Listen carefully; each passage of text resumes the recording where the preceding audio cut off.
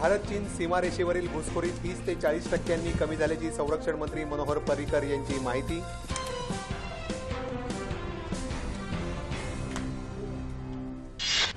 राज्यसभेच्या 27 जागांसाठी आज मतदान।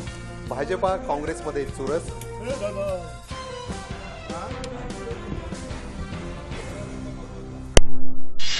चित्रपट प्रमाणपत्र देण्यासंबंधीच्या सध्याच्या पद्धतीत आमूलाग्र बदल होणार। केंद्रीय माहिती प्रसारण मंत्री अरुण जेटली यांची माहिती।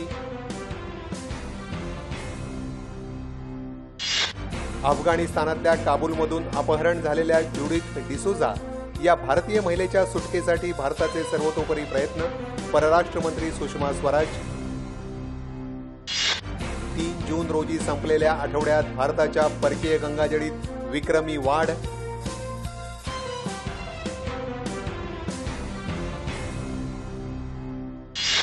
वाढत्या थकीत कर्जांमुळे सरकारी बँका मेटाकुटीला। तोट्यातून बाहेर येण्यासाठी 1 लाख कोटी रुपयांची गरज।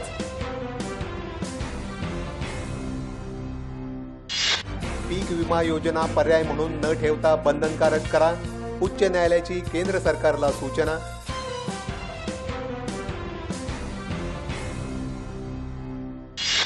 कॉम्रेड पानसरे हत्या खटल्यातील संशयित समीर गायकवाड याच्यावरील आरोप निश्चितीबाबतची पुढील सुनावणी 24 जूनला। कोल्हापूर सत्र न्यायालयाकडून स्पष्ट। डॉक्टरांना होणारे मारहाणीचे प्रकार रोखण्याकरता महापालिका रुग्णालयात रुग्णांच्या केवळ 2 नातेवाईकांनाच भेटण्याची मुभा। उच्च न्यायालयाचे आदेश।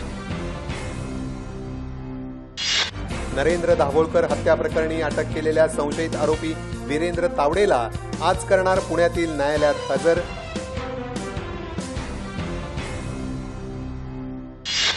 झिम्बाब्वे विरुद्ध पहिल्या एकदिवसीय क्रिकेट सामन्यात युवा खेळाडूंना घेऊन सामना जिंकण्याचं कर्णधार धोनीसमोर आव्हान।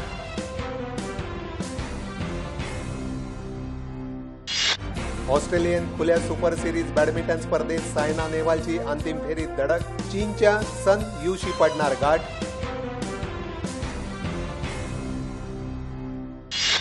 लंडन इथं सुरू असलेल्या चॅम्पियन्स करंडक हॉकी स्पर्धेत भारत जर्मनी सलामीचा सामना बरोबरीत।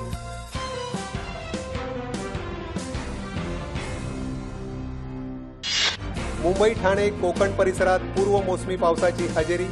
पहिल्याच पावसानं तिन्ही उपनगरी रेल्वे सेवा विस्कळीत।